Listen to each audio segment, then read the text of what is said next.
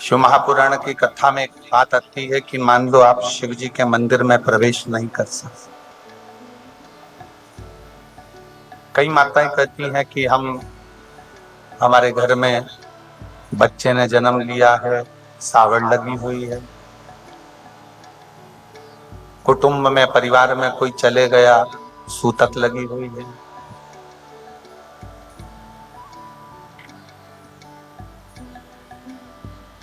तो फिर शिव नाम हम कैसे लें? पहले तो एक बात स्मरण कर लो, चाहे सूतक लगी हो, चाहे सावड़ लगी हो,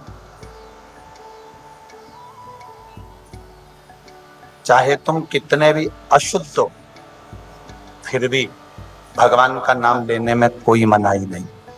परमात्मा का नाम लेने में कोई, परमात्मा की कथा सुनने की मनाही नहीं है, परमात्मा का नाम लेने की मनाही।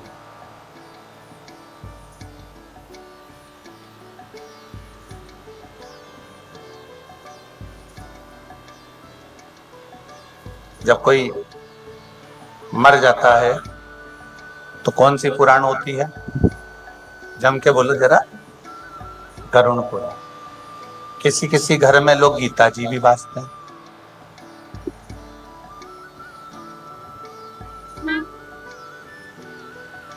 आवाज नहीं आ रही है कि एलईडी बंद?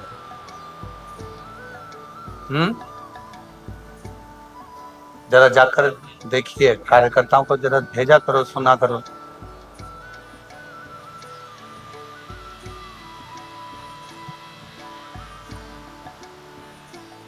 एलईडियां बंद है क्या? वो वहां की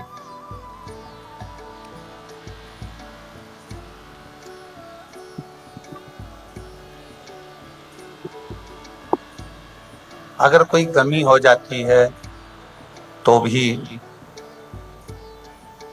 घर के अंदर शिव पुराण, घर के अंदर गरुण पुराण का स्मरण जो आप लोग करते हैं, या गीता जी पढ़ते, शिव पुराण नहीं, गरुण पुराण का स्मरण आप करते हैं और गीता जी पढ़ते हैं। किसी किसी के घर में ऐसा होता है।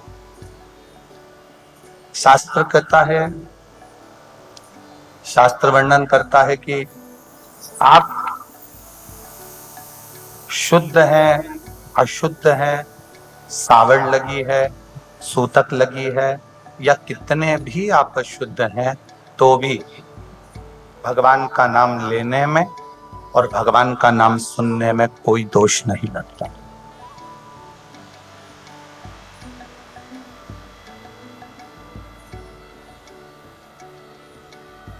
भगवान का नाम लेने में भी कोई दोष नहीं है और भगवान का नाम सुनने में भी कोई दोष नहीं।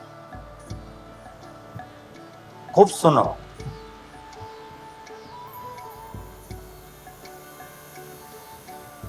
कई माताएं कहती हैं 4 पीढ़ी में, 5 पीढ़ी में, 6 पीढ़ी में, 7 पीढ़ी में कोई चले गया, अब हम कथा सुने कि नहीं सुने, हम मंदिर जाएं कि ना जाएं, कथा भी सुनो, मंदिर भले ना जाकर शिखर का दर्शन करो, और शिखर दर्शनम सर्व पाप नाशनम।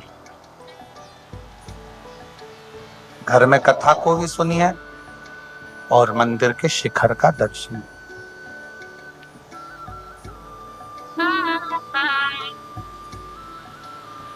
फिर किसी ने कहा कि मान लो रजस्वला धर्म आ गया, रजो धर्म आ गया, और रजस्वला धर्म में हम कथा सुने कि ना सुने? सुनो। सत्संग चैनल के माध्यम से, यूट्यूब के माध्यम से कथा का सत्संग श्रवण करने में कोई दिक्कत नहीं। सत्संग की कोई मना नहीं। जिस समय पर द्रौपदी का केश खींचा गया था, उस समय द्रौपदी रजस्वला थी, रजो धर्म से। तो क्या भगवान ने उसका चीर नहीं बढ़ाया? भगवान सोच लेते, विचार कर लेते कि द्रौपदी रजो धर्म में है तो इसका चीर नहीं बढ़ा सकता मैं। भगवान जब भी मिला है तुम्हारे इस काया को देखकर नहीं मिला, भगवान जब भी मिला है तुम्हारे दिल की भाव को देखकर, तुम्हारे हृदय को देखकर। कोई तुमसे कह दे कि अच्छे कपड़े पहनकर भगवान के मंदिर जाया करो, श्रेष्ठ वस्त्र पहनकर भगवान के मंदिर जाया करो।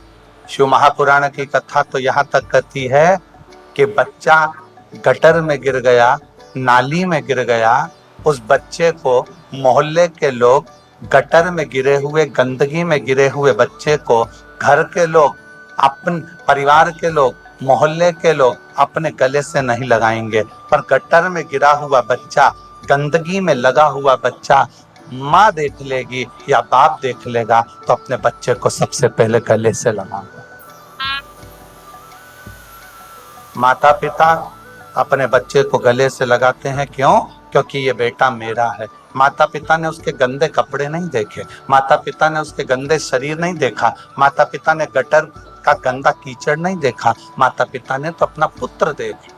कोई तुमसे कहे कि भगवान के मंदिर में कपड़े अच्छे पहन कर जाओ, ऐसे पहन कर जाओ, वैसे पहन कर जाओ, इस कलर के पहन कर जाओ, उस कलर के पहन कर जाओ, तो उसको कह देना गटर में बच्चा गिरता है, कोई उसको नहीं छूता, कोई गले नहीं लगाता, पानी सब डाल देंगे, साफ भी सब कर देंगे, पर उसको गले से कोई नहीं लगाएगा। गटर में गिरे हुए बच्चे को केवल उसके माँ बाप गले से लगाते हैं। उसी तरह इस संसार सागर में भगवान हमारा कपड़ा देखकर हमको प्राप्त नहीं करता, भगवान हमारे काया को देखकर हमें प्राप्त नहीं करता। आप गोरे हैं, काले हैं, आप टेढ़े हैं, आड़े हैं, ये भगवान को मतलब नहीं है। भगवान तो ये देखता है कि मेरी औलाद ने मुझे पुकारा है, मेरे बेटे ने मुझे पुकारा, मेरी बेटी ने मुझे पुकारा और मुझे इस गले से लगा।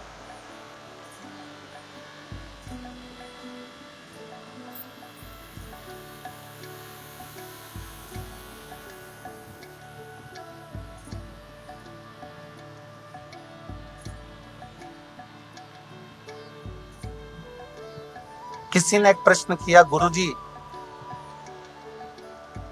हमें कुंभ में जाना है, हम क्या लेकर जाएं?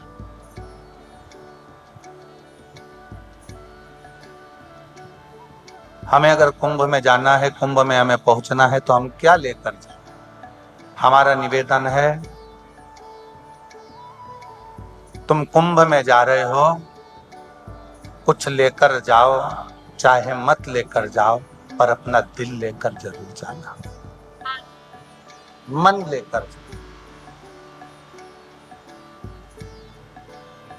कुंभ में पहुंच गए और तीर्थ, मंदिर, कथा, सत्संग, कुंभ, ये जितनी भी जगह पर जाओ, तुम अपना मन लेकर जाओ, अपना दिल लेकर, अपना हृदय लेकर।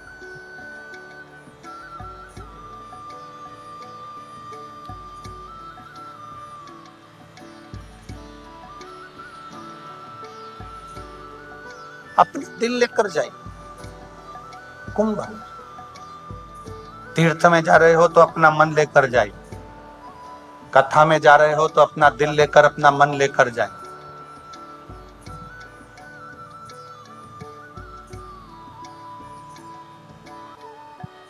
कुंभ में पहुंच गए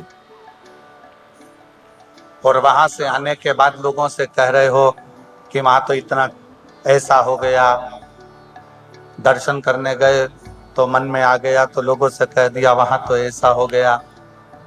आप यहाँ आ गए कथा में, और कथा में आने के बाद आपने कह दिया कि वहां भैया बहुत धूप थी, ऐसा था, वैसा था, और अन्य बातें आप लोगों ने। श्रेष्ठ कथा में, सत्संग में, भजन में, कीर्तन में, स्मरण में, प्रभु के नाम में, प्रभु की भक्ति में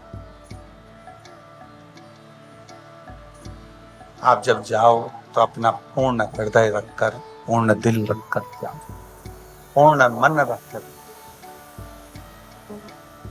मंदिर से वापिस घर जाओ तो मंदिर की कभी बुराई मत करना। तीर्थ से घर जाओ तो तीर्थ की कभी बुराई नहीं करना। शिव महापुराण से घर जाओ तो शिव महापुराण की कभी बुराई नहीं करना, कभी नहीं। चौथा, इन तीन से भी बढ़कर एक चौथा स्थान है जहां की बुराई नहीं करी जाती। वो चौथा स्थान है, एक पिता अपनी लड़की का विवाह कर रहा हो और उसके विवाह में तुम गए हो, कोई कमी अगर रह जाए तो उस बाप की बेटी के विवाह की कभी बुराई मत करना। ये चौथा स्थान। एक बाप ने अपनी बेटी की शादी करने में कितना कितना जोड़ा होगा, कैसे कैसे जोड़ा होगा। एक माँ ने अपनी बेटी की विदाई करने के लिए कमाया होगा, ये वही जाने।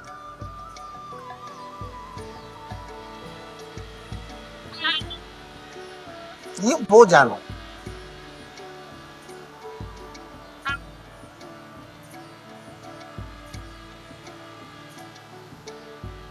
₹300 की एक भोजन की प्लेट बफेट,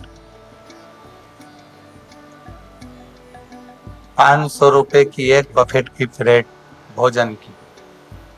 वो भोजन की प्लेट ₹500 की प्लेट उठाई और ₹500 जुड़ गए।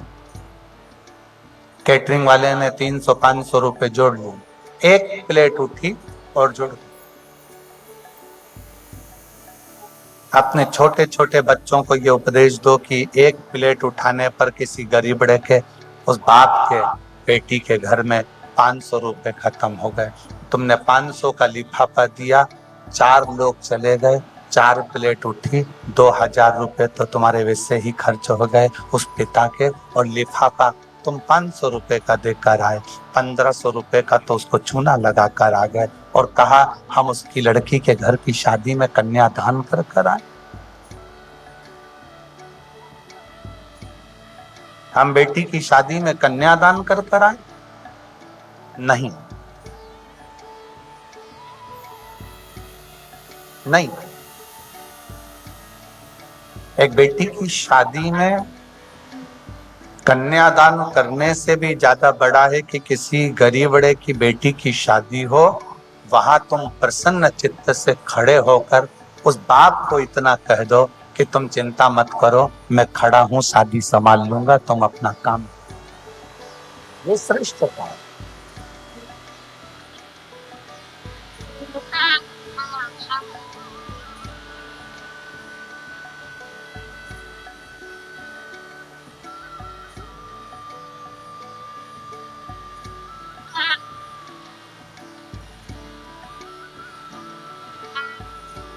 जब कुबेरेश्वर बाबा की धर्मशाला बनकर तैयार हो जाएगी ना, जो आप सब लोगों के सहयोग से जो हॉल बन रहे हैं, कमरे बन रहे हैं, जो धर्मशाला का निर्माण हो रहा है, तो कुबेरेश्वर बाबा की जब धर्मशाला बनकर तैयार हो जाएगी, आपका शुल्क लगा है उसमें, आपका पैसा लगा है उसमें, आपका एक एक रुपया लगा है उसमें।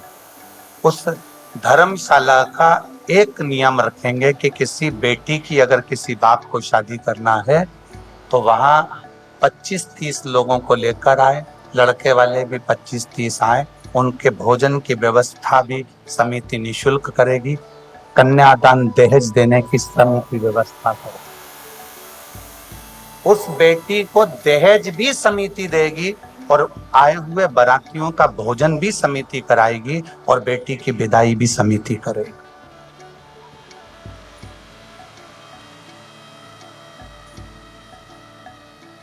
और बाबा के धाम से अगर विवाह होगा तो आशीर्वाद तो मेरा कुबेर भंडारी ऐसा देकर भेजेगा कि उस बेटी की जिंदगी में कभी कमी नहीं आएगी।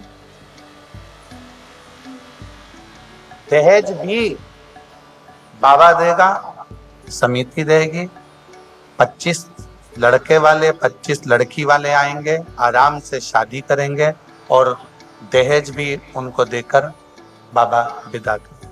और आशीर्वाद मेरा कुबेर भंडारी इतना देगा कि उसके जीवन में कभी लक्ष्मी की तो कमी आने वाली। कभी जीवन। तुम्हारे द्वारा बनाया गया वो धर्मशाला, तुम्हारे द्वारा निर्माण करी गई वो भवन, तुम्हारे द्वारा बनाया गया। लोग कहते हैं गुरुजी हमको कमरा बनवाना है। हमने कहा कि अगर कमरा अगर पूरा हो गया है तो जो हाल बन रहा है उस हाल में आपका अगर कोई सहयोग राशि लग सकती है तो लगा लो। आने वाले समय में जब इतनी बेटियों की शादी उस धर्मशाला से आपके छत के नीचे होगी तो शायद थोड़ा सा पुण्य आपके भी भाग्य में आ जाए, थोड़ा सा।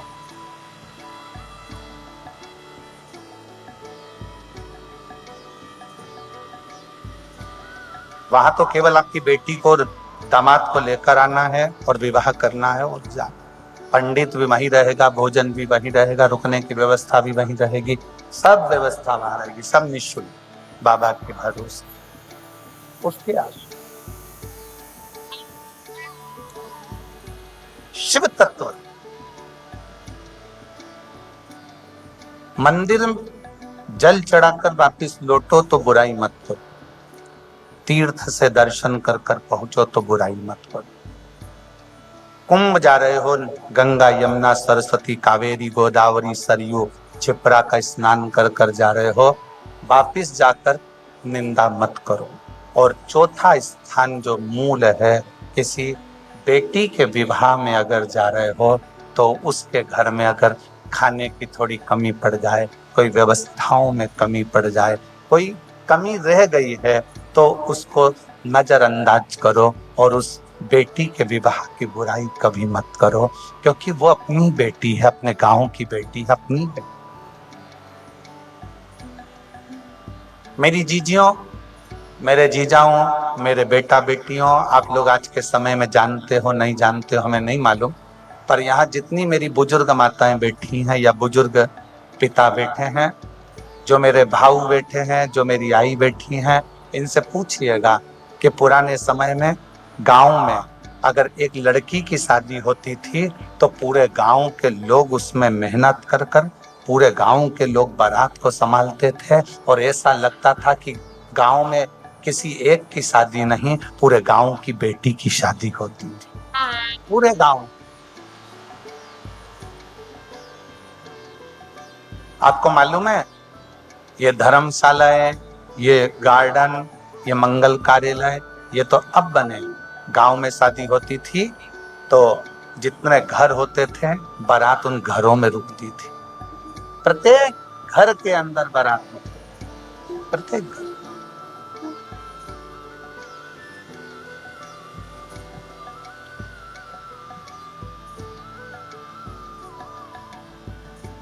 प्रत्येक घर में। और इन्हीं सब चीजों को ध्यान में रखना चाहिए। इसी जब कुबेरेश्वर धाम पर धर्मशाला का निर्माण हो जाएगा, वहां थोड़ी व्यवस्था अच्छी हो जाएगी, जब आप लोग शादी करने वहां एक फॉर्म दे दिया करेंगे, उस फॉर्म को भर दो कि आपका ये नाम है, आपका ये गोत्र है, आपका ये एड्रेस है, इतनी तारीख की शादी है। उस फॉर्म को आपने भर दिया, एक स्लिप ले ली, आप अपने आ गए, शादी के दिन आप पहुंच गए, मंगल विवाह हुआ। एक दिन पहले पहुंचकर सुबह से शाम तक का कार्यक्रम करो, बाबा का आशीर्वाद लो, प्रदोष काल की आरती का दूल्हा दुल्हन आरती करें, दर्शन करें और बाबा की आरती दर्शन कर कर विदा लेकर बाबा से चलो। और हम पूरा नियम बनाएंगे कि प्रदोष की जब लड़का लड़की की विदाई हो तो वो शाम की प्रदोष की आरती दोनों दूल्हा दुल्हन मिलकर अपने हाथों से कर कर बाबा का आशीर्वाद लेकर फिर जाए। प्रयास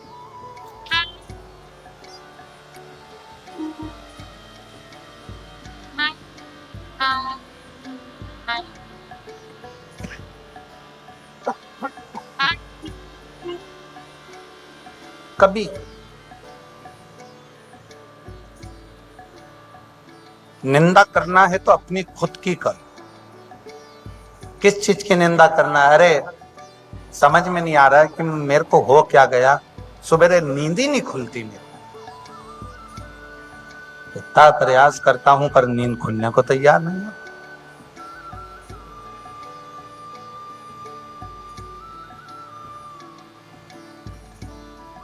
खुद की निंदा करो, ना जाने मुझे क्या हो गया, मेरे को चिड़चिड़ चिड़चिड़ चिड़चिड़ चिड़चिड़ बना रहता है, इतना गुस्सा आता है, इतना क्रोध आता है। खुद की निंदा करो। अपने अवगुण परमात्मा के सामने कहो, अपने अवगुण परमात्मा से बोलो। वो एक लाइन हमारे स्मरण में आती है, कैसे तारोगे प्रभु जी, कैसे तारोगे, कैसे तारोगे भोले तुम, कैसे तारोगे। हरा अवगुण गुण भरा भरा शरीर प्रभु जी, कैसे तारोगे। हरा अवगुण अवगुण भरा भरा शरीर प्रभु प्रभु जी, जी कैसे तारोगे। पाप करंता हसे ये मनवा, जाप करंता रो,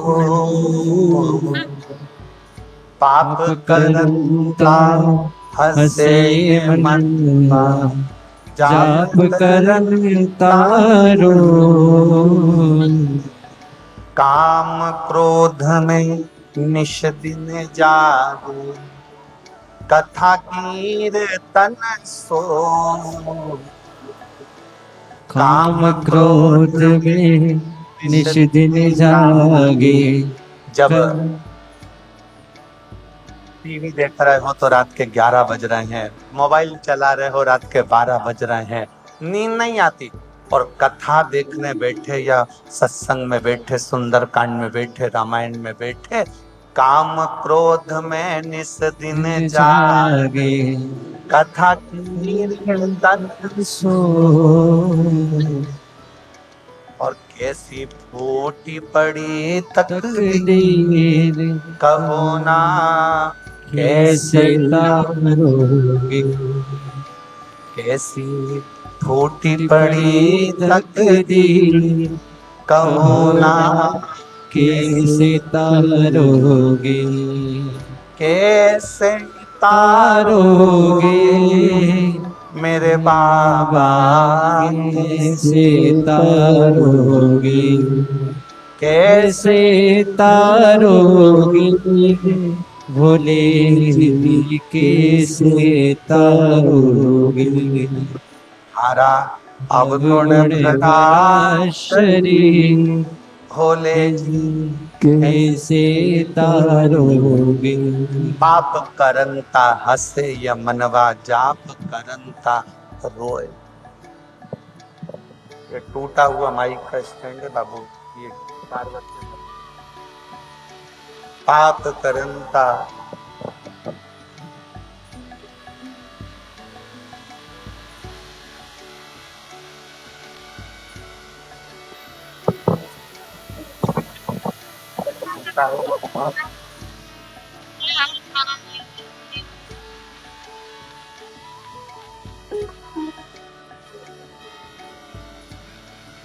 शंभु शरण पड़ी मांगो घड़ी रे घड़ी, दुख काटो दया कर मैं तेरे शरण आपो। शंभु शरण पड़ी मांगो घड़ी रे घड़ी, दुख पाप करंता हसे ये मनवा, जाप कर करंता लेता काम क्रोध निस दिन जागे। कथा सो पाप करन में खूब हंसे, पर जाप करते समय रोवे तो क्या, क्यों, किस, और ऐसी टूटी पड़ी तक तकदीर कहो ना कैसे तारोगे। हारा अब गुनहगार शरीर कहो हो ना। ना कैसे तारोगे। बड़ी मुश्किल से ये मानव की देह मिली है, इसको निंदा में ना लो, निंदा से परे हो, निंदा से परे।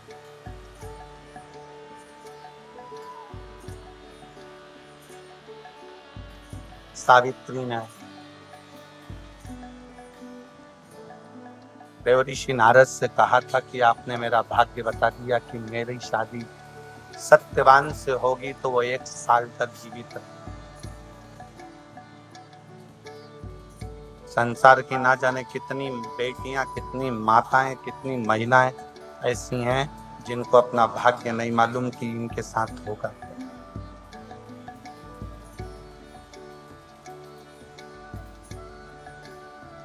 आपके पास कोई इसका हल है? देवऋषि नारद, नारद जी मौन होकर चल। प्रश्न दिमाग में फंस,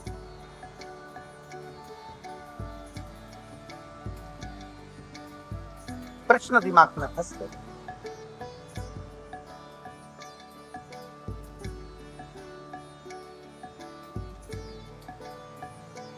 एक पत्नी के पति मर गया, बचपन में बच्चे छोटे छोटे छोड़कर वो चला गया, और वो महिला किसी दूसरे की खेती में जमीन पर काम कर कर कर कर कर कर अपने बच्चों को बड़ा कर, वो महिला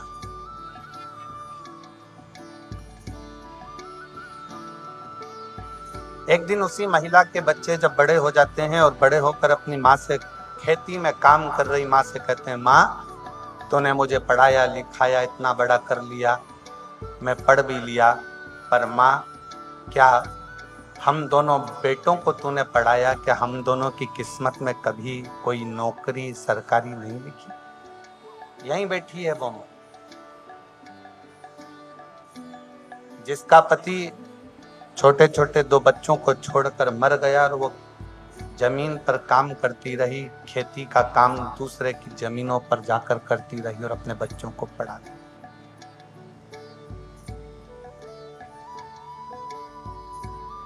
पांच साल से बेटे लगातार कह रहे थे माँ से, माँ क्या हम लोगों की कभी नौकरी नहीं लग सकती, हमें भी दूसरों की जमीन पर ही काम करना पड़े?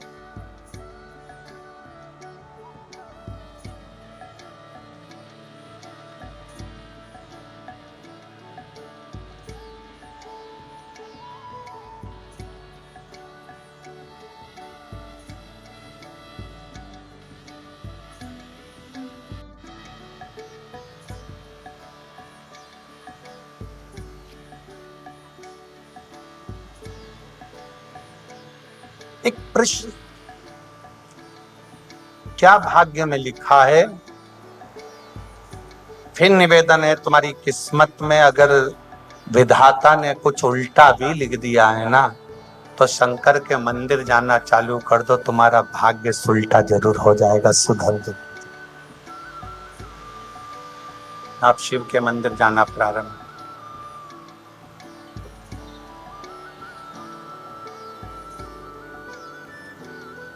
आप शिव की शरणागति ग्रहण कर लो, शंकर की चौखट पर जाना प्रारंभ कर दो, आपका भाग्य सुधरना प्रारंभ हो जाए, भाग्य सुधरना प्रारंभ। निंदा से दूर रहो, शिव की शरणागति ग्रहण करो। जैसे सावित्री ने देवऋषि नारद के सामने बहुत बड़ा प्रश्न खड़ा कर दिया, संसार की सब नारियों का भाग्य कौन बताए?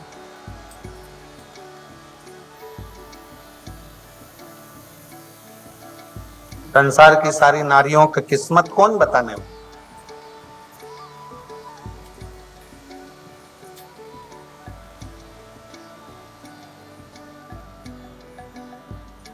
पुण्य कमाने के लिए जाओ पुण्य कमाते कमाते पाप लेकर वापिस मत आओ। शिव पुराण कर तीर्थ जाओ पुण्य कमाने के लिए, मंदिर जाओ पुण्य कमाने के लिए, गंगा नहाओ, त्रिवेणी संगम स्नान करो, कुंभ जाओ पुण्य कमाने के लिए, कथा में जाओ पुण्य कमाने के लिए। पर किसी की निंदा में अगर हम लगे हुए हैं, गलत विचारों में हम लगे हैं, गलत सोच में हम लगे हैं, गलत भाव में, गलत दृष्टि में हम लगे हैं, तो हम वहां पुण्य कमाने के लिए नहीं, फिर हम वहां से पाप एकत्रित करने के लिए। कथा में आए हो ना, सबको मालूम है कि कथा हो रही है साकरी में, पंडाल भी लगा है, भोजन व्यवस्था भी है, रुकने की व्यवस्था, सब कुछ है। और ये बात सब जानते हैं कि पंडाल कितना भी बड़ा लग जाता है, पर भोलेनाथ तो कैलाश पर रहते हैं ना, तो पंडाल तो छोटा पड़ता ही है, कैलाश विस्तार है, शिव की कथा विस्तार। हर व्यक्ति को इस भाव में आना चाहिए कि हम कथा सुनने जाएंगे, पंडाल में जगह मिली तो ठीक है, ना मिले तो अपना छाता लगाया, अपनी पानी की बोतल रखी, अपना बैठे आसन बिछाकर, अपना ओढ़ना, अपना बिछाना, अपना छाता लगाकर, अपना खुद का टेंट बनाया, बैठे और कथा सुन। अब कोई जाए यहाँ से कथा सुनकर, सूरत की कथा सुनकर गया हो, साकरी की जाओ, सिरपुर की जाओ, और घर जाकर कहो कि सामा तो इतनी भीड़ थी, बैठने की व्यवस्था बहुत मुश्किल से मिली, अरे गर्मी पड़ रही थी, धूप पड़ रही थी। तो सीहोर वाला महाराज तो कितना चिल्ला चिल्ला कर कह रहा है कि सोने की रकम पहनकर कथा में मत आओ, कीमती सामान लेकर कथा में मत आओ, अपना बिछाने का लाओ, ओढ़ने का लाओ, पानी की 2 बोतल लाओ, एक छाता और मिर्ची का ठेसा अपना लेके चलो साथ में, बड़े प्रेम से अपना पाओ, अपना आनंद लो, अपना आनंद सुख पाओ।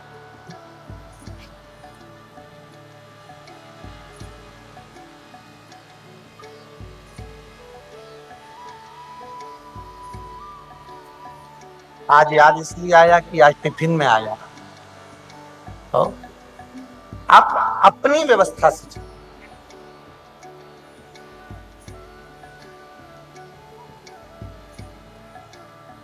और जिस दिन छाता लेकर चलोगे, पानी की बोतल लेकर चलोगे, उस दिन तुम्हें छाते की भी जरूरत नहीं पड़ेगी, पानी की बोतल की भी जरूरत नहीं पड़ेगी, अपने आप भोलेनाथ जी व्यवस्था कर देगा, अपन लेकर।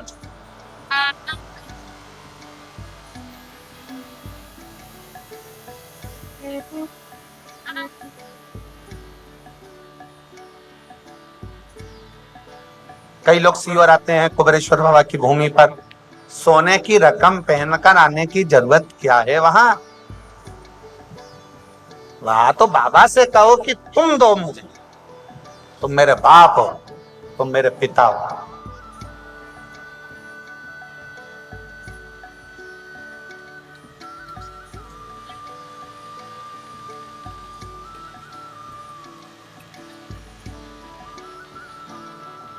हम तो बाबा के भरोसे चलते हैं, हम तो बाबा के भरोसे चलते हैं, ये दुनिया वाले जलते हैं, ये दुनिया वाले जलते हैं, भोले बाबा के भरोसे चलते हैं, भोले बाबा के भरोसे चलते हैं।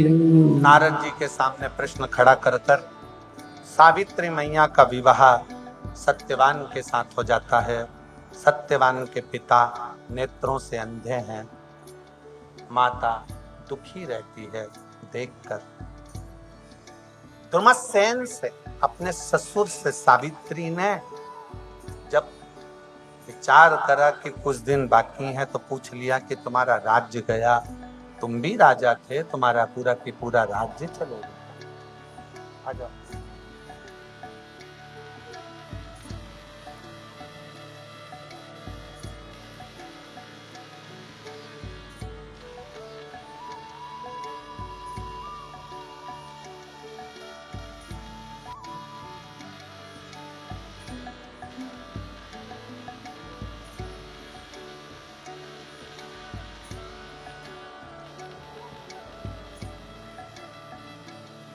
बधाई। माने दूसरों के खेत पर काम कर कर अपने बच्चों को आकर सरकारी नौकरी लगी हुआ जोरदार था।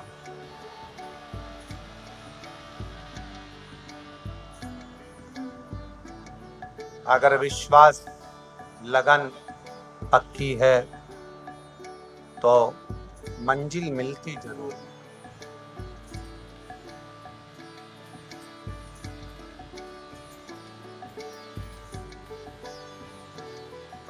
दरबार किसी और का हो तो जाने में शर्माया करो।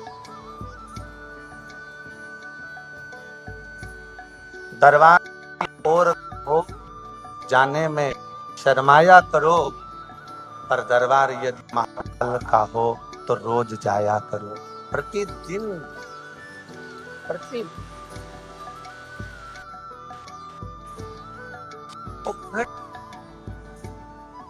सावित्री ने धुमसेन से प्रश्न किया, आप भी राजा थे, आपका राज्य पूरा चले गया,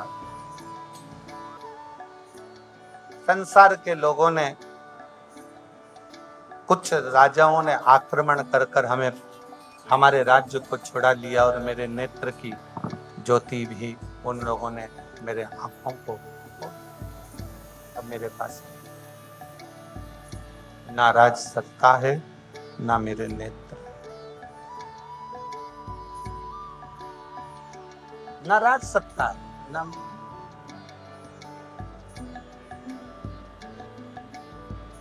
तुम्हारे पास में, सावित्री ने अपने ससुर जी से कहा, आपके पास में कुछ है? कुछ है? एक बुजुर्ग सास ससुर अपनी बहू को धन दें चाहे ना दें, पर बुजुर्ग सास ससुर अपनी बहू को अपने जो पुरानी पूजा होती है ना, कोई लड्डू गोपाल है, किसी के घर में कोई मूर्ति है, किसी के घर में कोई पूजन है, अपने बहू को वो जरूर दो और कहो बेटा हमारी दुख की घड़ी में भी हमारे घर में जो देवालय में जो भगवान बैठे हैं ना मंदिर में, इस मंदिर के भगवान ने, मूर्ति ने हमारा साथ दिया है, मेरी दुख की घड़ी में ये जरूर साथ। ये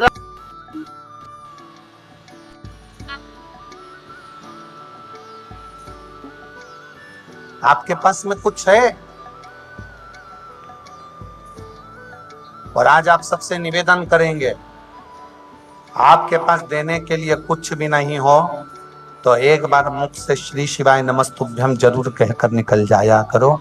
तो वो भी दान है, अपने मंत्र का दान, अपनी भगवान के शब्द का दान, उनकी वाणी।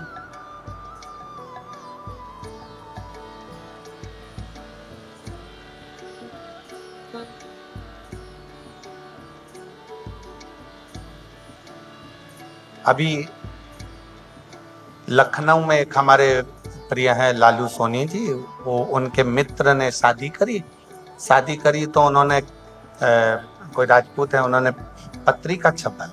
उस पत्रिका का जो लिफाफा था, जिस लिफाफे में वो कार्ड डाल रहे थे, उसमें उन्होंने एक स्लिप चिपकाने वाली दरवाजे पर श्री शिवाय नमस्तुभ्यम की उसी के अंदर रख दी, और जहां पत्रिका देने जाते थे वहां कहते थे कि इसमें एक स्लिप भी पड़ी है, शादी में आओ जरूर पधारो, और अगर नहीं भी आ पाओ तो इसमें स्लिप है श्री शिवाय नमस्तुभ्यम की।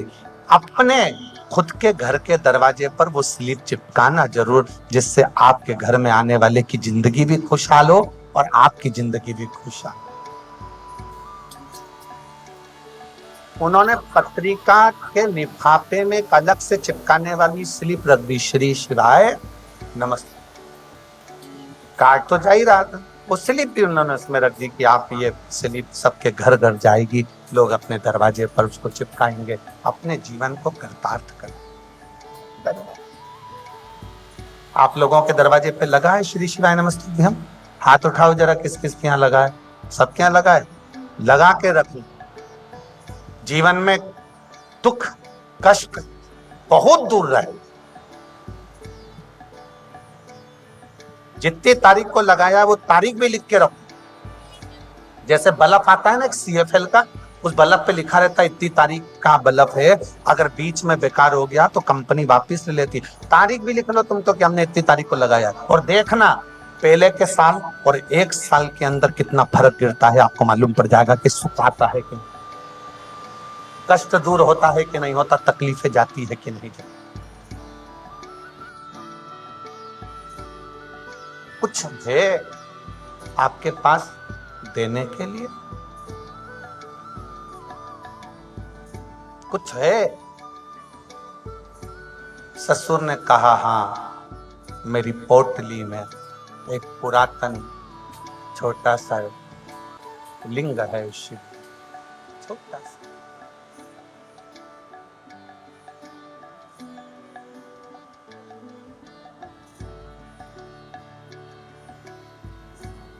शिव लिंगायत संप्रदाय के अंतर्गत गले में एक शिवलिंग हमेशा रहे। अगर कोई शिवलिंगायत संप्रदाय के बैठे होंगे तो उनके स्मरण में होगा एक शिवलिंग उनके गले में हमेशा रहे, हमेशा।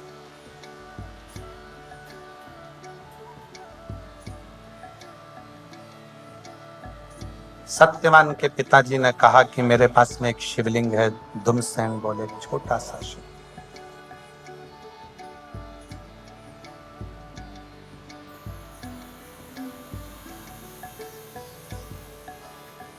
वो छोटा सा शिवलिंग मेरी पूंजी है। सावित्री जी बोली कि पिताजी बस पूरा राज्य चले जाए जाने दो, पूरा वैभव चले गया जाने दो, पर आपने अपना शिवलिंग नहीं जाने दिया तो यह भी पक्का है कि शंकर आपका पूरा वैभव राज्य वापिस लेकर आए, वापिस लाए।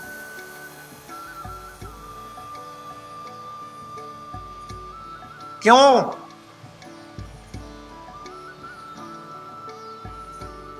किस लिए? आप शंकर जी के मंदिर में एक लोटा जल चढ़ाने जा रहे हो और भोलेनाथ जी आपकी झोली भरते जा रहे हैं, भोलेनाथ बाबा आपके ऊपर कृपा करते जा रहे हैं, शंकर जी सबकी मनोकामना पूर्ण करते जा रहे हैं। किस लिए? क्योंकि आपके अंदर शंकर के प्रति विश्वास आ गया और आप जान गए कि मृत्यु लोक का देव है देव अधिदेव महा। राम जी भी जिसकी पूजन करते हैं, भगवान कृष्ण भी जिसकी पूजन करते हैं, वो देव अधिदेव महा बोल बम का नारा है बाबा। ये आप जान गए कि बाबा हमारा सहारा है।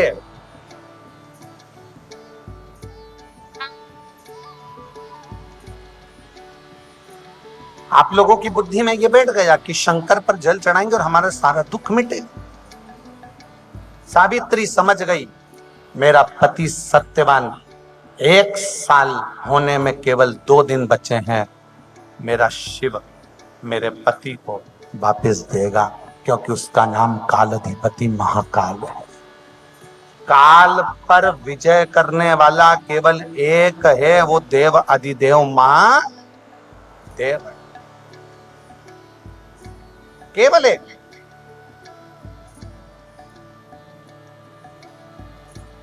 शिव होते हैं जो अपने भक्त को भगवान से मिला देते हैं, जिसकी कामना करते हो उससे मिला देते हैं। महाराष्ट्र के एक संत हुए श्री चांगदेव जी महाराज।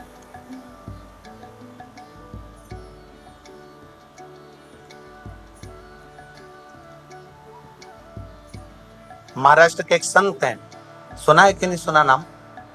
जम के तो बोलो, सुना? महाराष्ट्र के एक संत श्री चांगदेव जी बाबा, चांगदेव जी महाराज शिव के बड़े उपासक, शंकर के बड़े उपासक।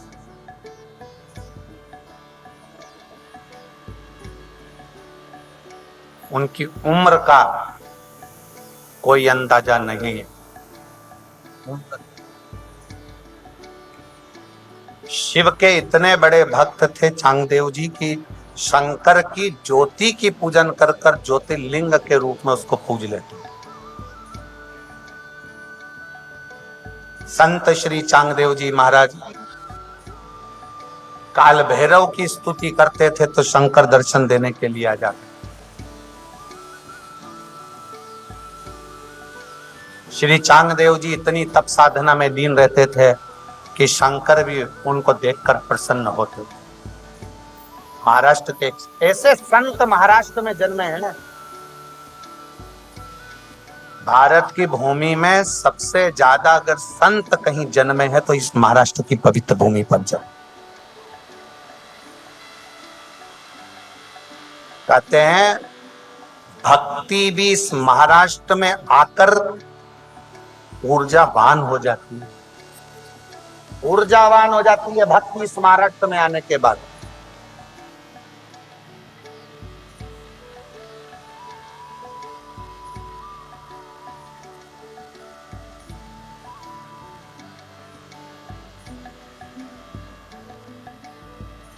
संत तुकाराम, संत श्री नामदेव जी महाराज,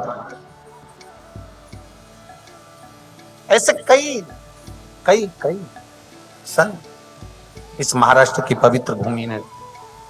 उसमें से एक संत है श्री चांगदेव जी। उम्र का ठिकाना नहीं है कितनी उम्र है।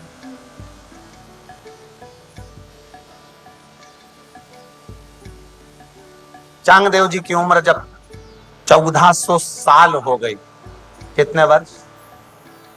14 वर्ष नहीं, 1400 वर्ष।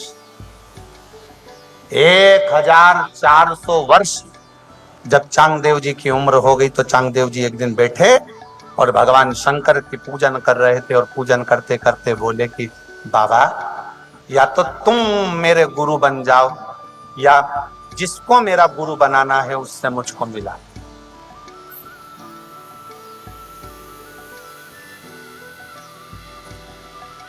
या तो तुम मेरे गुरु बनो या जिससे मुझे गुरु मन कर लेना उससे तुम मुझे मिलाओ।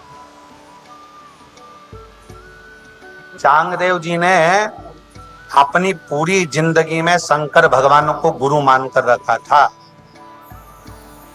पर चांगदेव जी को यह मालूम था कि संसार में जन्म लेने के बाद एक बार गुरु दीक्षा लेना भी जरूरी है।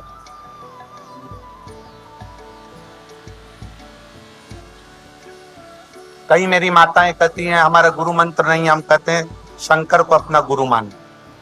और जब तुम्हें कोई असली गुरु जिंदगी में मिल जाए, तुम्हें लगे कि ये इसको हम गुरु बना सकते हैं और ये हमारे गुरु बनने के लायक है, तो फिर गुरु मंत्र, फिर गुरु दीक्षा ले। चांगदेव जी 1400 वर्ष के हो गए और उन्होंने शंकर जी से कहा कि अब मुझे गुरु से मिला, या तो तुम आओ या फिर कोई गुरु मिले। इतने में 3 दिन बीते थे और किसी ने आकर कह दिया कि संत ज्ञानेश्वर जी महाराज ऐसे गुरु हैं, ऐसे सत्संगी हैं कि भगवत की भक्ति में, भगवान की आराधना में डूबे रहो। संत ज्ञानेश्वर। पर किसी ने कहा कि उनकी उम्र तो 16 साल की। चांगदेव जी महाराज के मन में आ गया बस अब मुझे संत ज्ञानेश्वर जी से मिलने जाना है। संत ज्ञानेश्वर जी से मिलने के लिए चांगदेव जी जाने लगे। इतने में उनके साथ वाले बोले तुम 1400 साल के हो और वो 16 साल का है, ऐसे 16 साल के बच्चे को तुम अपना गुरु बनाओ। कई लोग संसार में ऐसे जन्म लेते हैं जो व्यक्ति जब अच्छा करने के लिए जाता है तो उसकी भी टांग खींच लेते हैं। कोई व्यक्ति अच्छा करने जा रहा है, नई गाड़ी ली है और उस व्यक्ति ने सोचा कि पास में साकरी में कथा चल रही है, चलो मेरे गांव के लोगों के लिए मेरी गाड़ी फ्री है। इतने में कहीं दूसरा दोस्त मिलेगा, अरे क्यों फ्री में लेके जा रहा है, अपना डीजल जलेगा, पैसा जलेगा, एक काम कर कम से कम डीजल के पैसे तो ले ले। एक मन करा था कि भोलेनाथ ने मुझे गाड़ी दिलाई है, भोलेनाथ की गाड़ी है, इसलिए मैं सबको कथा सुनाने ले जाऊं, पर मन में लालच, दूसरे ने कहा तो मन के अंदर लालच इकट्ठा हो, लालच इकट्ठा हुआ, गाड़ी का थोड़ा सा डीजल पेट्रोल ले भी लिया तो कौन सा फल प्राप्त।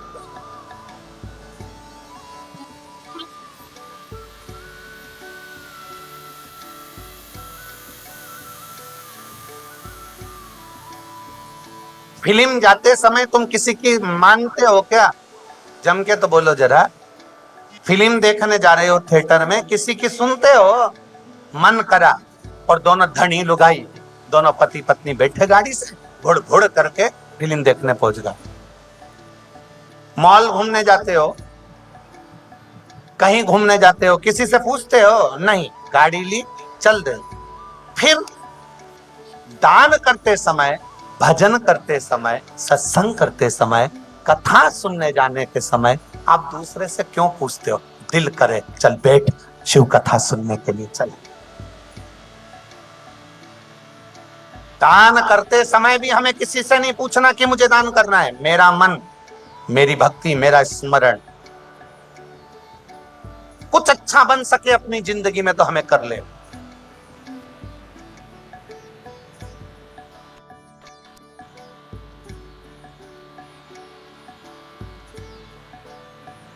अगर मेरा भोले बाबा आपको अच्छी अच्छी गाड़ियां दिलाए, खूब खूब अच्छी अच्छी गाड़ियों की लाइन लगा दे, तो बाबा से कहना, बाबा मैं भी मेरे गांव के लोगों को लेकर कुबरेश्वर धाम रुद्राक्ष महोत्सव में भर कर लेकर आ जाऊंगा, इसी कृपा कृपा कर।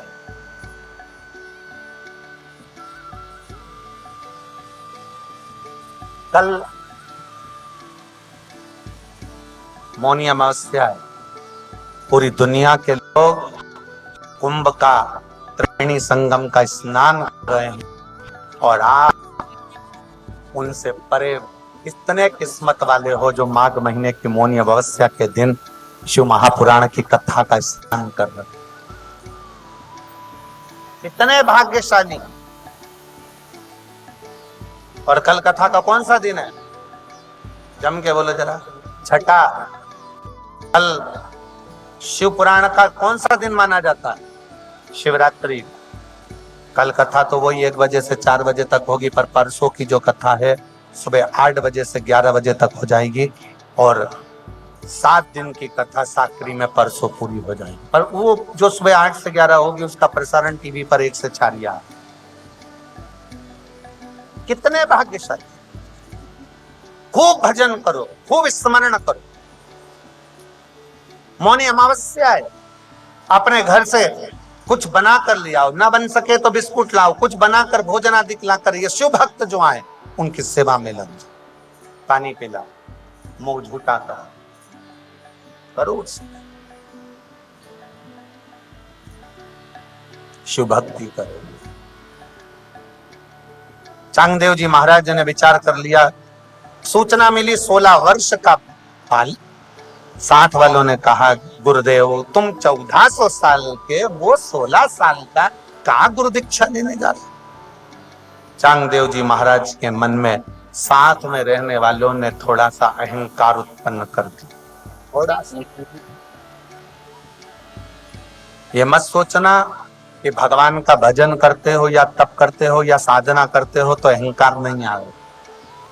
सबसे ज्यादा अहंकार भगवान की भक्ति करने वाले के अंदर ही प्रवेश करता, जिससे भगवान से तुम्हारी दूरी हो जाए, तुम इतने अहंकारी हो जाओ कि भगवान तुमसे दूर होता चले जाए और तुम्हें भगवान का कभी दर्शन ना हो।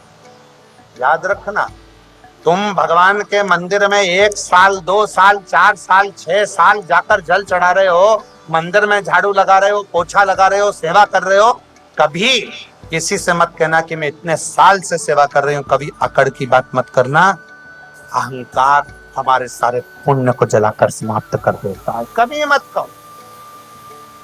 कोई तुमसे पूछे साकरी में कथा कौन करा रहा है, सीधी बात बोलो, शंकर जी करा रहा है। कौन बाच रहा है? सियोर वाला नहीं, शंकर जी बाच रहा है। कौन सुन रहा है? आप नहीं। आपकी सामर्थ्यता नहीं है कि 3-4 घंटा आप एक जैसा ये गोड़ी बांध कर एक जैसे बैठे रहो। तुम्हारी सामर्थ्यता नहीं। तुम घर में 5 मिनट सकने नहीं बैठो तो यहाँ 3 घंटा कैसे बैठ सकते हो? तुम नहीं बैठे हो। कई बहन भाई ऐसे बैठे हुए हैं, कई जीजी जीजा ऐसे बैठे हैं, कई बेटियां ऐसी बैठी, बेटे ऐसे बैठे हैं जिनको हर 2 घंटे बाद वॉशरूम जाना पड़ता है, पर फिर भी वो सुबह 9 बजे की 8 बजे की एक जैसी बैठती है और शाम के 6 बजे तक एक जैसी बैठी है। कौन बैठा है? शिव। तुम नहीं हो। सियोर वाला महाराज कथा नहीं कर रहा, कथा बांच रहा है शिव, कथा सुन रहा है शिव और कथा करवा रहा है शिव। अपनी सामर्थ्यता नहीं कि अपन कुछ कर, अपनी सामर्थ्य। तो ये बंटी भाई के रूप में शंकर जी ने प्रेरणा दे दी श्रीवास्तव जी को कि भाई तुम्हें करना है और सारी टीम तैयार कर कर इस कथा का आयोजन करवा। ये एक अग्रण्यता, एक इसमें शिव तत्व की प्राप्ति। कौन? चांगदेव जी के मन में थोड़ा सा अहंकार आ गया कि मैं नहीं जाऊंगा, मेरे मित्र कह रहे हैं, मेरे सखा कह रहे हैं, मेरे शिष्य कह रहे हैं कि तुम नहीं जाओगे। बुलाओ संत ज्ञानेश्वर को यहीं पर बुला, पत्र लिखो। एक पत्र लिखा गया संत ज्ञानेश्वर जी महाराज के लिए। चांगदेव जी पत्र लिखने के लिए बैठे तो सोचा क्या लिखूं। 16 साल का लड़का है, एक काम करता हूं लिख देता हूं, बेटा चिरंजीवी श्रीमान पूज्य महंत संत, क्या लिखूं मैं पत्र में। फिर मन में आया पत्र में ये सब चीज लिखूंगा, क्या पता समझ में आएगा कि नहीं आएगा। एक काम करता हूं, कुछ नहीं लिखता हूं, कोरा कागज बांधकर लिखकर बिना कोरा कागज भेज दिया। जैसे ही कोरा कागज गया, जैसे ही कोरा कागज गया, पत्र गया मुक्ताबाई के हाथ में लग गया, संत ज्ञानेश्वर जी की बहन के हाथ। संत ज्ञानेश्वर जी की बहन के हाथ में जैसे ही पत्र लगा, मुक्ताबाई ने देखा कि कागज तो कोरा है। मुक्ताबाई ने कलम उठाकर लिख कर भेज दिया,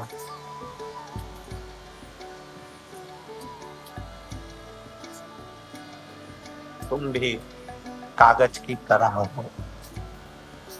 मुक्ताबाई ने चांगदेव जी को लिख दिया, तुम भी इस कोरे कागज की तरह हो।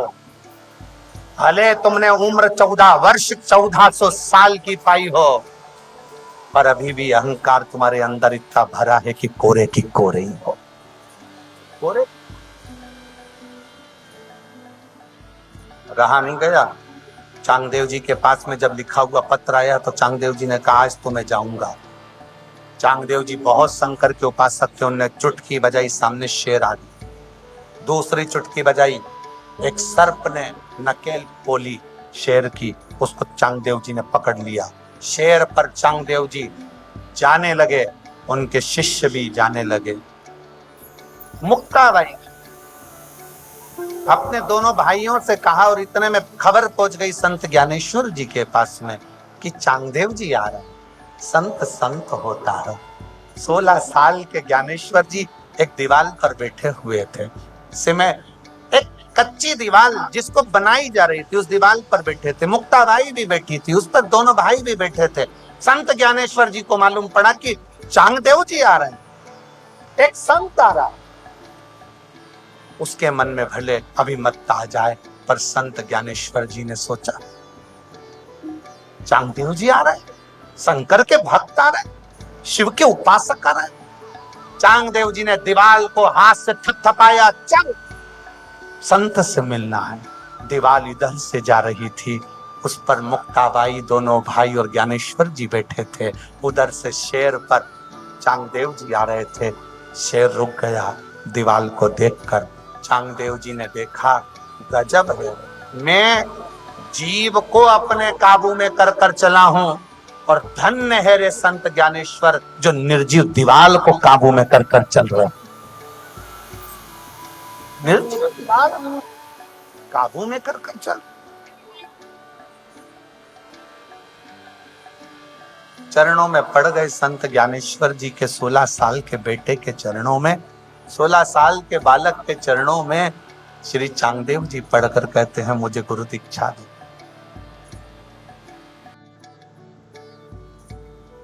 भगवान देवाधिदेव महादेव शिव ओगरदानी त्रिकालदर्शी कैलाशी अविनाशी शंकर की कथा कर। सावित्री माता कहती हैं कि शिव आपके पास में है। दिन आ गया जिस दिन सत्यवान के प्राण जाएंगे।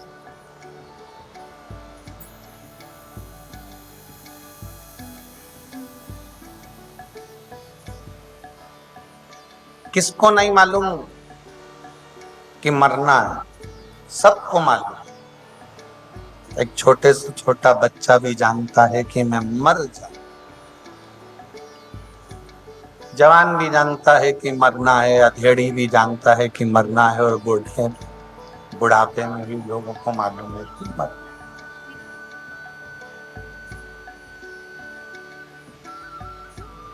जन्म लिया, मृत्यु साथ में लिखा कर आई है कि मौत आई।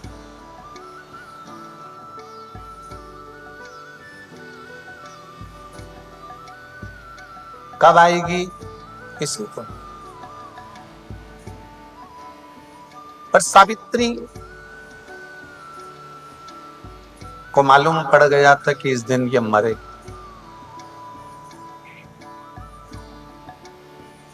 आपसे निवेदन है, आप भी भगवान शंकर से एक बात जरूर करें। भगवान शंकर से कहा करो, भोलेनाथ, जब तू जन्म देता है ना, तो 9 महीने पहले सूचना दे देता है कि कोई बच्चा पैदा होने वाला। जन्म की सूचना मेरे शंकर अगर तुम 9 महीने पहले दे देते हो, तो मरने की सूचना कम से कम 9 मिनट पहले तो दो। कम से कम 9 मिनट पहले दो, तो हम कम से कम भगवान की भक्ति कर लें, भजन कर लें, कीर्तन कर लें। कोई वसीयत मसीयत लिखना हो तो सिग्नेचर कर पुरा के नचित करो।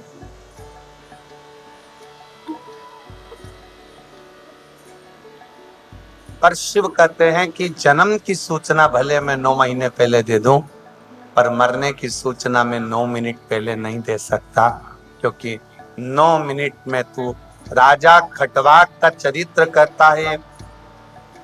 एक क्षण में प्राण छूटना है राजा खटवाक के, और भगवान का नाम लेकर चले गया तो उसको बैकुंठ पहुंचा दिया गया, क्योंकि एक क्षण में भगवान की भक्ति कर लिया। एक क्षण।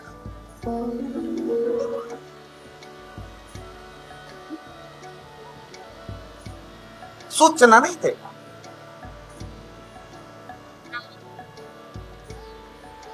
इसलिए आप सबसे निवेदन है, वो सूचना नहीं देगा कि कब मरना है, पर रोज ऐसे भजन करो कि हो सकता है कौन सा फल आखिरी हो। सावित्री ने, सत्यवान जा रहे थे वन में, सावित्री कहती है कि मैं तुम्हारे साथ आज वन में चलूंगी। सत्यवान बोले मुझे लकड़ी लाना है, संविधा लाना है भोजन के लिए। सावित्री ने अपने ससुर और सास से कहा कि मुझे जाने दो इनके साथ में। ठीक है बेटा जाओ। चल।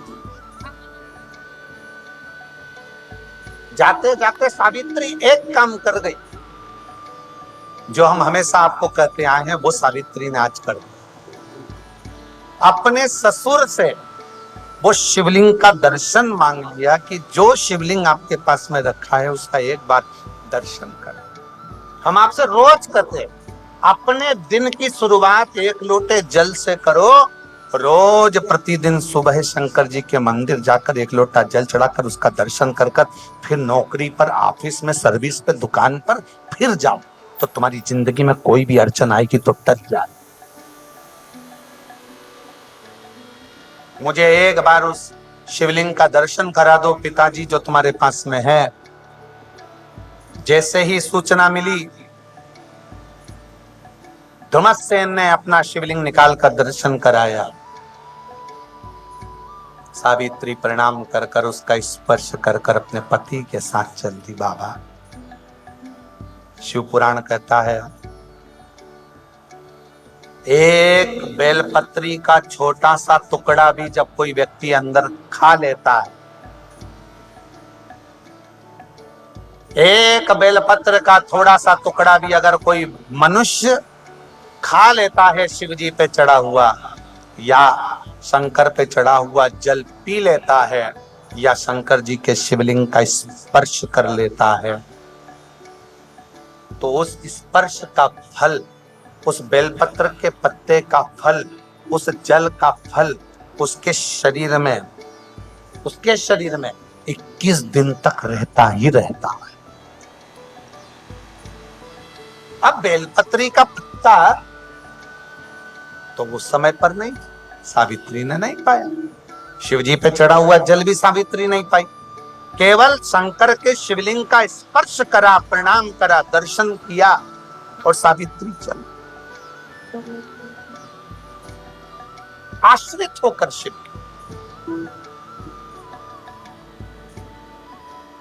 के आश्रित शिव कथा की। अपने घर से निकलो तो एक लोटा जल चढ़ाकर निकलो, अपने घर से निकलो तो शिव का स्पर्श कर कर। आपके घर में शंकर का शिवलिंग है? हाथ उठाओ जरा, किस किस के यहां पर है? होना चाहिए, रखिए। भले छोटा सा कंकर शंकर हो, छोटी सी शिवपिंडी हो, शिवलिंग हो, छोटा सा शिवलिंग तुम्हारे घर में हो, भले नंदी हो ना हो, सर्प हो ना हो, पर शिवलिंग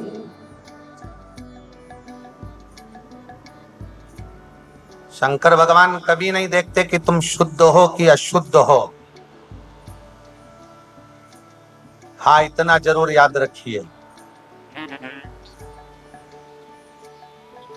रजो धर्म का समय हो तब शिवालय नहीं जाना, शंकर का स्पर्श।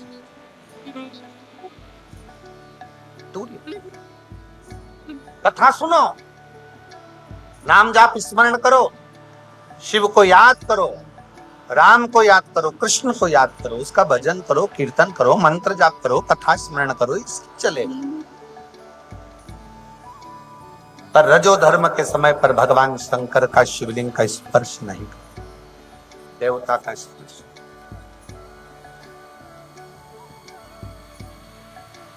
घर में बच्चे ने जन्म ले लिया, सावड़ लग गई, कोई पीढ़ी दर पीढ़ी में चला गया, सूतक लग गई, तो भी भगवान की कथा, भजन, कीर्तन, मंत्र जाप कर सकते, स्मरण कर सकते, उसमें कोई मंदिर नहीं जा सकते, मत जाओ, भगवान को नहीं छू सकते, मत छू, पर भजन, कथा, सत्संग स्मरण करो, स्मरण करो,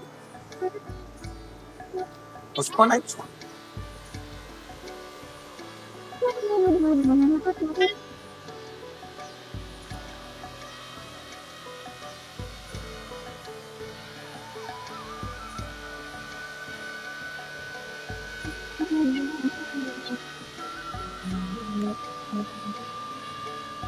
बच्चा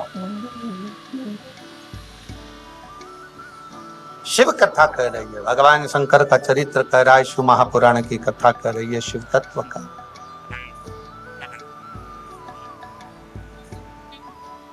सावित्री जी ने भगवान शंकर का स्पर्श कर प्रणाम करा। सत्यवान के साथ वन में गई, सत्यवान वृक्ष पे से लकड़ी काट रहा था, थोड़ा सा सर में दर्द हुआ, सावित्री से कहा मुझे दर्द है। सावित्री ने कहा नीचे उतरो। बड़ का पेड़ था, जिस वट वृक्ष के नीचे सावित्री अपने पति का सिर गोदी में रखा। किसका पेड़ है? जम के बोलो जरा, कौन सा वृक्ष? वट वृक्ष, बड़ का पेड़। किसका प्रतीक है वट वृक्ष? विश्वास का प्रतीक है वट वृक्ष।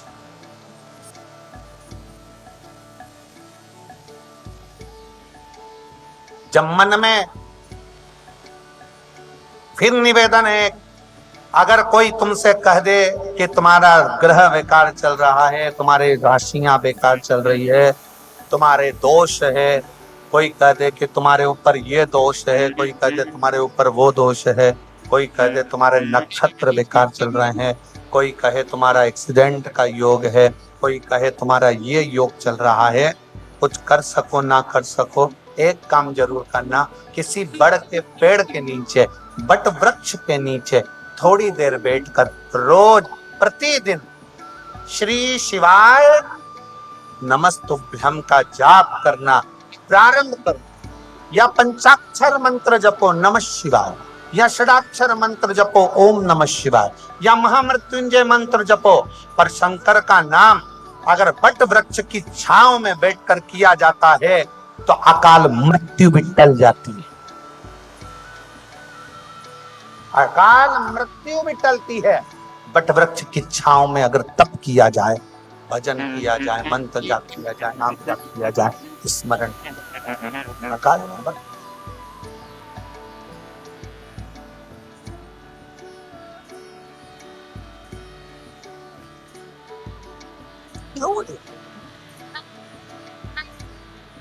और जब हम वट वृक्ष की छांव में बैठकर भगवान का भजन करते हैं तो शिव तत्व हमारे ऊपर कृपा करता ही है।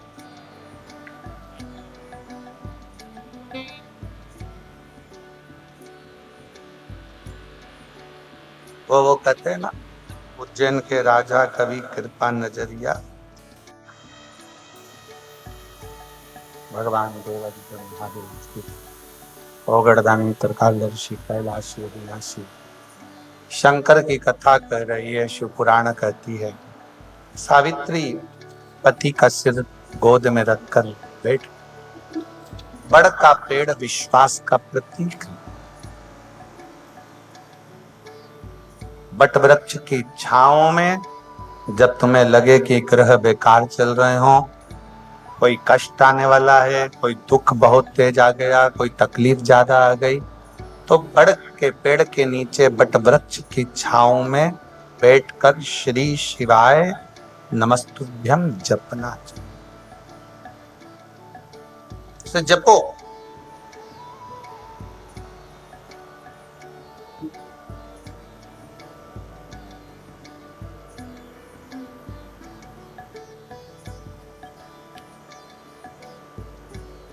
और वट वृक्ष की छांव में बैठकर जपा गया भजन किया गया जीवन का सुख प्रदान कर।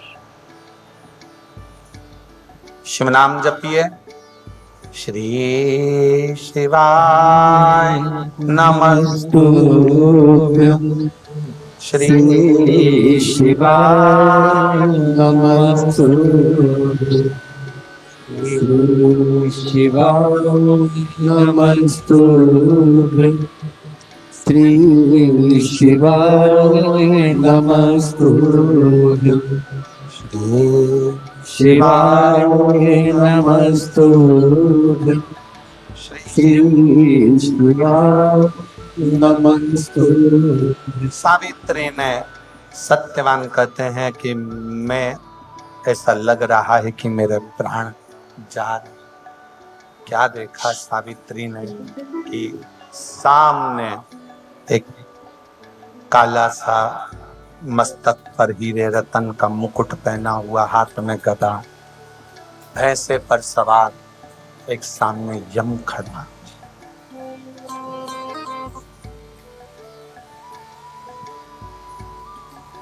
कभी तुमने सुना, कभी तुमने देखा ये कि यमराज भी सामने आकर खड़ा होकर बात कर रहा? तो एक मार्कंडे ऋषि, एक राजा श्वेत, इनके सामने भी यमराज खड़े होकर बात कर रहा था। और तीसरे नंबर पर है माता सावित्री, जिनके सम्मुख में यमराज सामने खड़े होकर बात। तीन और भी हैं शिव भक्त, और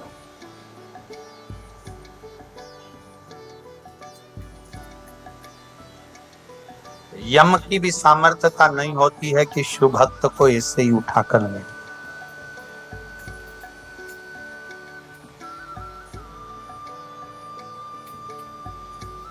यमराज की भी सामर्थ्यता नहीं है कि शंकर के भक्त को उठाकर और ले जाए। अगर आप प्रतिदिन भगवान शंकर के मंदिर में जाकर एक लोटा जल चढ़ा रहे हो, श्री शिवाय नमस्तुभ्यम का जाप कर रहे हो, दरवाजे पर श्री शिवाय नमस्तुभ्यम लिखा हुआ है, वाहन पर, गाड़ी पर, ऑटो पर, कहीं पर भी श्री शिवाय नमस्तुभ्यम लिखा हुआ है, तो कहीं ना कहीं वो आपके काम जरूर आए। शिव तत्व अगर आपके पास में है तो अकाल मृत्यु टल जाए। अकाल मृत्यु वो मरे जो काम करे चंडाल का, काल उसका क्या बिगाड़े जो भक्त हो महाकाल का। जो शिव की आराधना क्या कर, सामने यम खड़ा,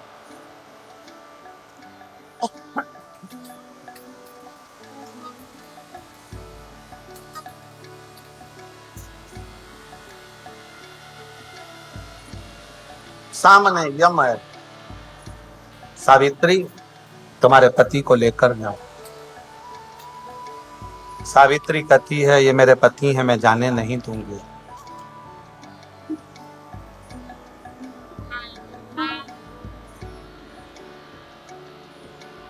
आप जानते हो सावित्री कहती हैं कि मेरे पति शिव की आराधना करते हैं और मैं शंकर का स्पर्श कर कर।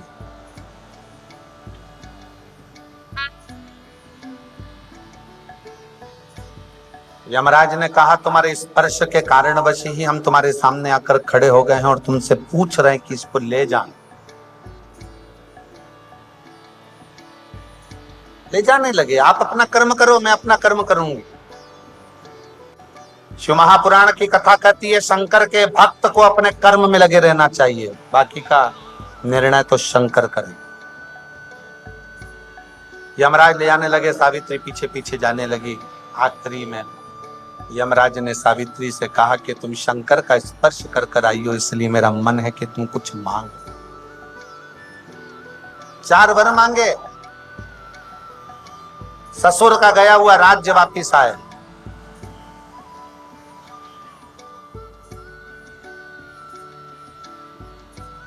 मेरे ससुर वापिस राज के सिंहासन पर बैठे हैं। मेरे ससुर अपने पुत्र को अपनी आंखों से देखें। और चौथा, मेरे गर्भ से मेरे पति के माध्यम से मेरी संतान हो जो मेरे ससुर की गोद में जाकर खेले। यमराज तथास्तु कह दिए, ले जाने लगे। तो इतने में सावित्री ने कहा कहां ले जा सकते हो, क्योंकि मेरे ससुर को बेटे का दर्शन करना है और मेरी संतान इन्हीं के माध्यम से होगी, इनको तुम मार नहीं सकते। सावित्री तू जीत गई। और जीती क्यों है? क्योंकि तू जिस शंकर के शिवलिंग का स्पर्श कर कर आई है, आज अपने पति का काल हर कर भी स्वयं महाकाल की कृपा तू प्राप्त कर, काल हरण कर कर आई। और मेरे जीजियों, मेरे जीजाओं, मेरी बेटियों, बेटाओं, मेरी माताओं, मेरे भाई, मेरी बहन, एक बात का स्मरण करिए, प्रतिदिन शंकर का दर्शन करिए, प्रतिदिन शिव का स्पर्श करिए और प्रतिदिन श्री शिवाय नमस्तुभ्यम करिए, उसका फल मिलता, जरूर मिले। भगवान शिव कुंदकेश्वर का रूप धारण कर कर विदल उत्पल का संहार करते हैं। ऐसा सुंदर प्रसंग यहाँ आता है। भगवान श्री कुंदकेश्वर पधार रहे हैं, जोरदार ताली बजाकर स्वागत करेंगे। आज कथा का 5वां दिवस यहाँ विराम ले रहा है। कल कथा का 6ठा दिवस 1 बजे से 4 बजे तक रहेगा। कल कथा की शिवरात्रि भी रहेगी और परसों के दिन कथा सुबह 8 बजे से 11 बजे तक रहेगी। टीवी पर 1 बजे से 4 बजे तक ही आएगी। और आगामी कथा 1 फरवरी से 7 फरवरी तक कथा का क्रम कोकपुर कांकेर छत्तीसगढ़ में पहले दिन की कथा 1 बजे से 4 बजे तक रहेगी। बाकी के दिन की कथा 2 बजे से 5 बजे तक रहेगी। छत्तीसगढ़ में जो कांकेर में कथा है, कोकपुर कांकेर में 1 फरवरी से 7 फरवरी तक, उसका पहले दिन कथा का समय 1 बजे से 4 बजे तक रहेगा। बाकी के दिनों की कथा 2 बजे से 5 बजे तक रहेगी। क्योंकि अभी अभी धूप थोड़ी तेज बढ़ गई है, इसलिए कथा का समय 2 बजे से 5 बजे तक कांकेर छत्तीसगढ़ में रखा गया है। पहले दिन की कथा 1 बजे से 4 बजे तक, बाकी के दिन की कथा 2 बजे से 5 बजे तक रहेगी। बड़े प्रेम से कथा का लाभ लेंगे। हर हर